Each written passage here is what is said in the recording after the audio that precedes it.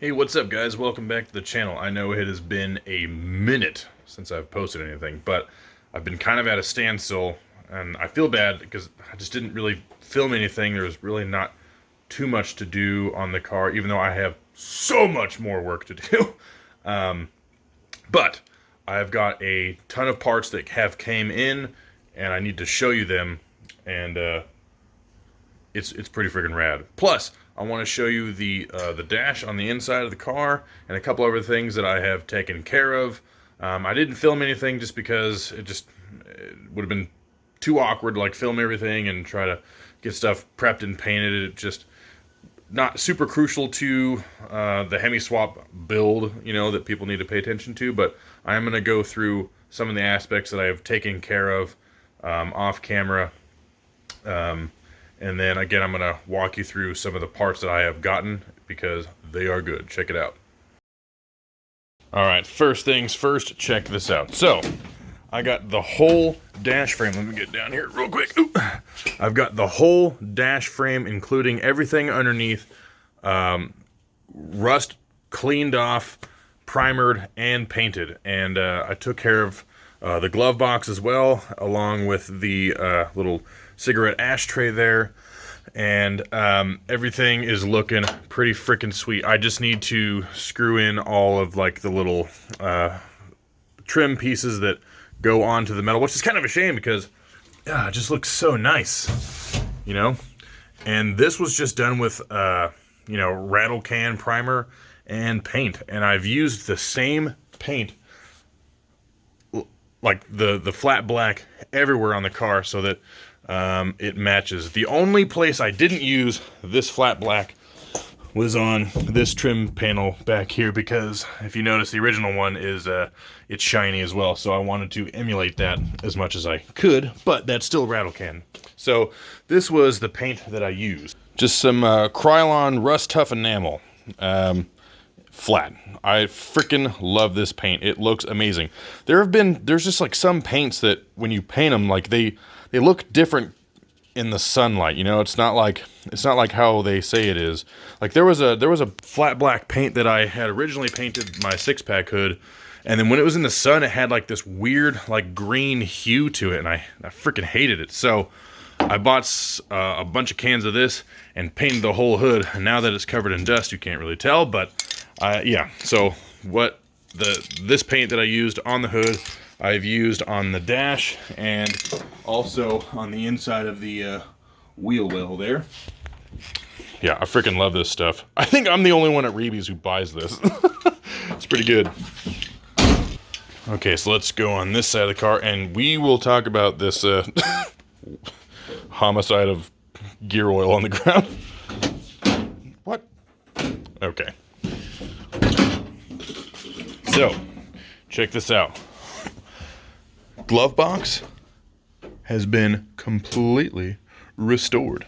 I spent a lot of time. I don't know if you saw the previous video, but this hinge was not operational. It was completely rusted in one spot. Like I think it was moving here, but basically like from here over, it was just rusted in place, and I could not move it. The only way this glove box opened and closed, it was just like by force. I had to shove it up there super hard, and this just always had like a bunch of tension on it. So, but anyway, I heated this up, broke all the rust free. I've lubricated it, and I repainted it and made sure everything was good to go. And look how nice this is. Bloop. Ha! It's amazing. I think before I hit the road, I might order a glove box insert, so that way I can, I don't know, put stuff in there that needs to be in there. But I also, let me slide over. Ow! Took care of the cigarette ashtray. I also prepped that, cleaned all the rust off of it, painted it. Looks pretty good. Obviously I don't smoke, but this is where I keep my registration and insurance, so that's kind of sweet. And then, yep, just goes right back up there. Nice. Yeah, once everything is back on here, this will all like sit flush. So the only thing I do want to do though before I hit the road is change out this cigarette lighter for a new one, and you know, redo the wiring so that way I can plug stuff in there, you know, charge cell phone or something like that. But the heater core, obviously you guys saw, has been removed, and I de-rusted everything in here. Let me see if I can grab this light. Ugh. Okay. All right. Okay, sorry for this light. It also gives off like this weird color that makes it look like it's greenish blue under here, but it's not. So this is just like really rough, you know what I mean? Like, I'm not going for like a concourse paint job, but what I did is I just I cleaned up all the surface rust that was under here everywhere and re-primered it. So this is like rust tough enamel primer, and you know, I'm gonna repaint it at some point. I just don't have a whole lot of time now, so I just kind of coated it really thick in primer, and there was so much crap in the cowl area that went all the way across, and I was just taking a like air pressure from my tank and blowing it all out, and just, oh dude, it was like this thick of crap just everywhere. I also repainted and cleaned up all of my wiper linkage, so that is all brand new. Also resealed the wiper arm studs that go up through, and obviously, like, you know, these it's a rod that goes through, and you know, when these go back and forth, that turns the wiper blade. So I ordered a resealing kit from Classic Industries, got that in there on both sides. There's the other one over there. So no more drippy on my feet, which is freaking nice. And that kit also had the rubber gasket for the wiper motor as well, so that will be also weatherproofed. And now I just gotta I gotta plug off all these holes from the heater core and other various things that I'm not gonna need anymore. So I also need to take off this gas pedal bracket, since obviously I'm not going to be using that anymore, and then I will have to have a bracket made that I can mount my fly-by-wire pedal to. Ooh, also I don't know why, I just think this stuff is cool, but a lot of people might not, but I also cleaned up this cable and vent, so now it opens up freely and closes freely. So that's pretty freaking cool. But yeah, dash is all cleaned up. Like I said, I just gotta you know, put back all of the little trim pieces back here in the dash, and I'll get the gauge cluster. A friend of mine's got another gauge cluster like my old one, but it's super clean and everything works good on there, so he's gonna send it to me. His name is Kyle. You can find him on Instagram right here. He's got a sweet 70 Roadrunner, but yeah, so he's just gonna send me that new gauge cluster. I'm gonna put that in there, and then you know, wire it up, and should be good to go. Okay, so I've had this extra third member for a while. One of my followers on Instagram messaged me. He's like, hey, I've got a ton of these things. I'm just trying to clean the shop. If you want it, let me know, and I'll send it to you. I was like, heck yeah. So 741 case, 355 gear, but it's open. It's an open diff, and I was gonna rebuild this and stuff this in the car, but the one that's in the car right now is a 489 case, and those are actually the beefiest ones, and those are better to build for a manual than an automatic. Like if this car was going to stay in automatic, I would have no problem building the 741 case. So if you guys don't know the difference between the 741, 742, and 489 case, really briefly, the 741 case is technically, I guess it's the weaker, and it goes off of the pinion shaft in here, right? So the 741 case, it's a straight across pinion, but it also has like a step up. Well, where it steps up is the weak point, and those tend to break there. The 742 case is also a straight across, but it doesn't have a step in there, and it's a little bit stronger than the 741 case. And then the 489 case, this actually tapers up bigger and bigger and bigger, making it like super beefy, super strong, like virtually impossible to blow up unless you're just clutch dumping at like 6,000 RPMs with like 800 horsepower or something like that. But yeah, so that's just a real quick rundown on that. Also, so looking at my sweet spill, I didn't know this leaked out overnight, but I pulled the axles because when I pulled my drums off, my brakes were wet, which is super not good. But my buddy Alex sent me a rear disc brake conversion kit that was on his Charger, so it is used, but it's still in good shape. So I think I'll put the disc brakes on here in the rear. I have ordered new bearings and seals. It's going to be green bearings, new seals, and that's all coming from Dr. Diff, and I'm talking to that guy there. And so basically what I'm going to do is I'm going to pull this center section out, and I'm going to add a 3.73 gear ratio ring and pinion on there. And there's like this little calculator that I was doing some math on, and with the 373s and the last gear in here is a 0.50 ratio. So sixth gear is a 0.50 at like 80 miles an hour, albeit 1600 RPM. So pretty good for cruising across.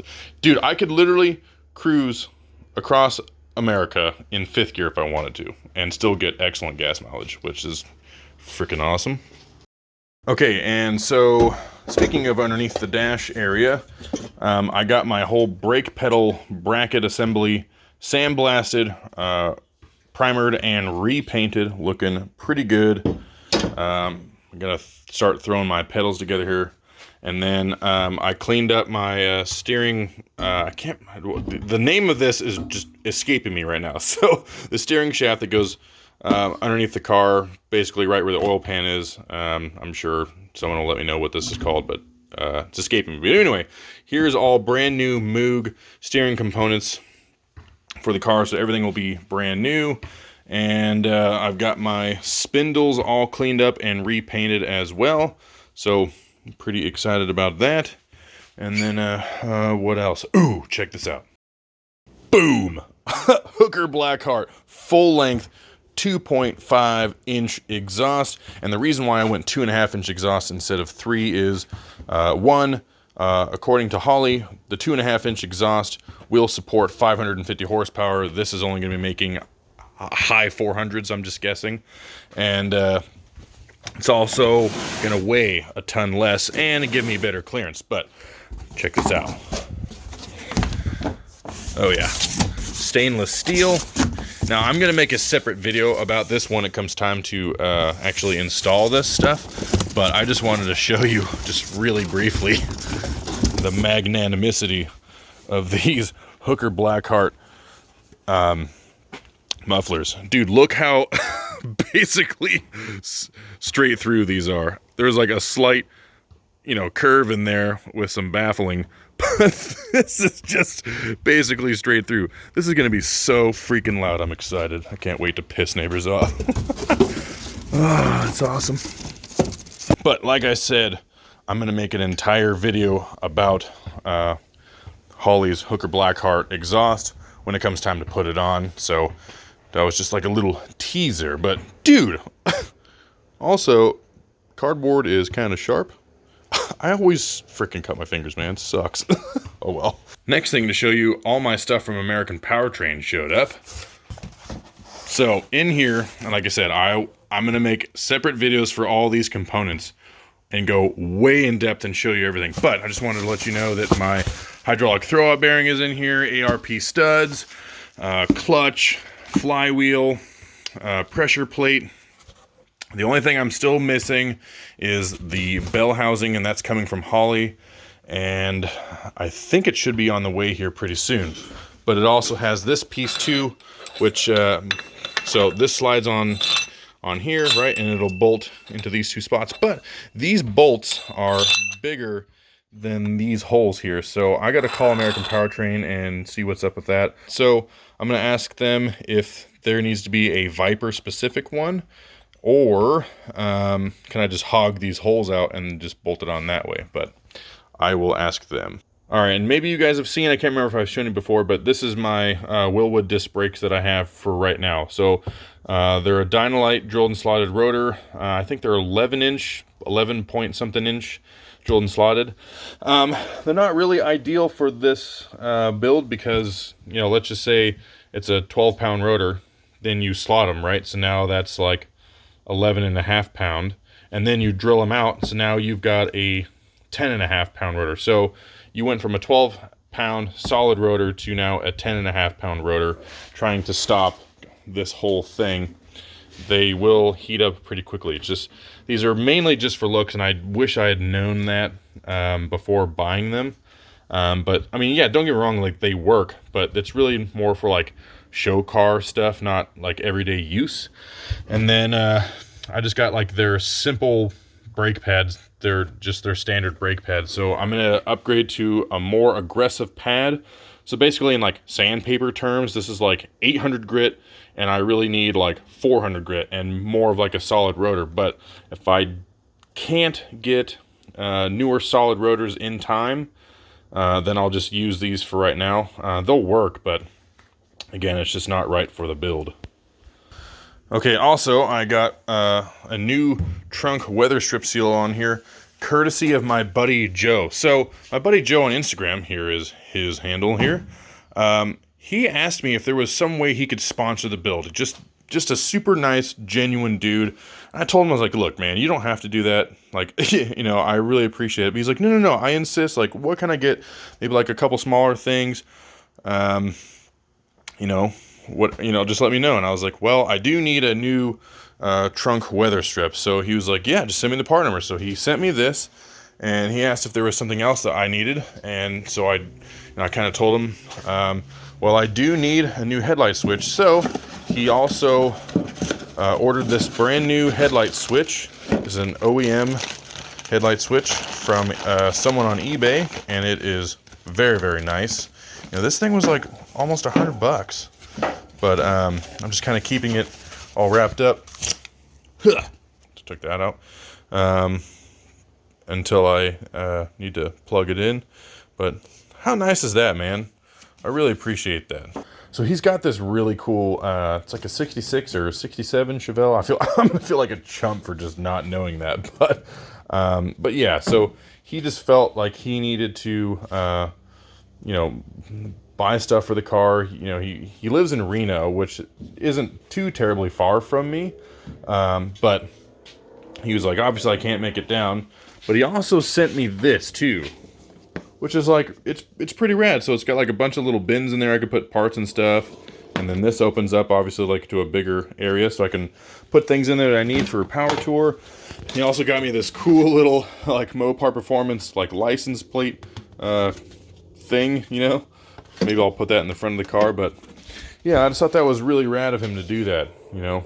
He didn't have to do it, but he wanted to, so thank you, Joe. Okay, and one of the last things I want to show you is I got my torsion bars from Hotchkiss. These are a 1.8 inch torsion bar, which is kind of lame because they're definitely 2 inches. I measured them. Yeah, they're not 1.8. Those things are freaking beef. 2.0 inches. And man, this thing is going to handle like crazy. Speaking of handling, check this out. Whoosh. QA1 stuff. Dudes, like I said, I'm going to make a whole separate video for this. So, but just for right now, here is the K-member I've been waiting so long for, so I can actually get the Hemi in the car. It also came with a dog. Can you believe it? It's crazy. The rest of the QA1 stuff is, so here is the sway bar in here. Kind of dark. But yeah, sway bars in there. And then a bunch of other stuff, shocks.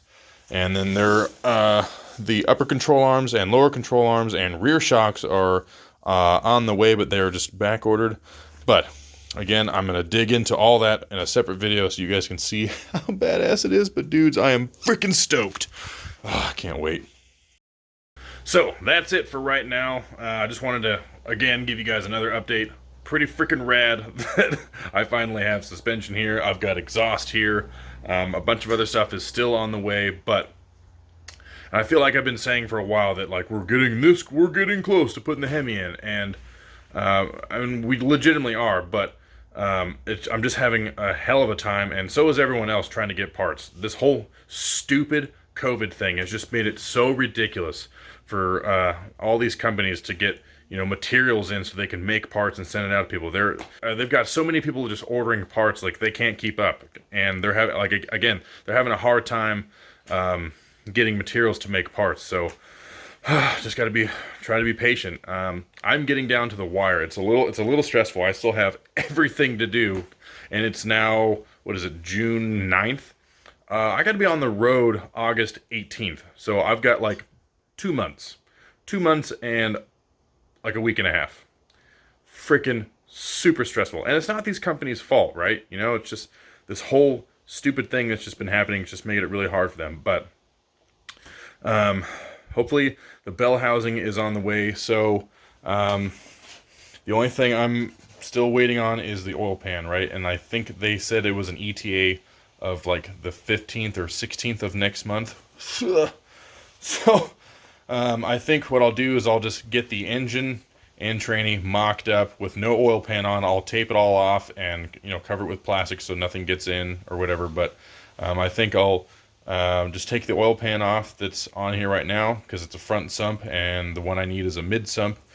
With the K-member, get it mocked up in the car, cut my trans tunnel out. My brother will come up and another friend of mine, and we'll make sheet metal and weld that into the car, get it squared away. I'll have another friend of mine from work come up, and he's going to help me with the wiring. He is like a wiring guru, and that's like what he does, so stay tuned for a video on that. And yeah, installation videos are coming.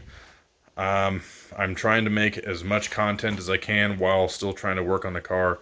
I've got a lot to balance, and I'm just stressed out because, again, I'm running out of time. I'm down to the wire. So, but anyway, thank you for watching.